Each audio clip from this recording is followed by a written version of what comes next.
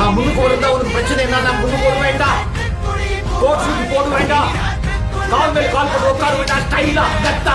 இங்க வாய் பண்றது நம்மளுக்கு அவ்வளவு சீக்கிரம் கச்சிறது கிடையாது. இது நம்ம ஆட்டம். எதிர்க்க நிக்கிறவன் கல்கழுத்து போனோம்.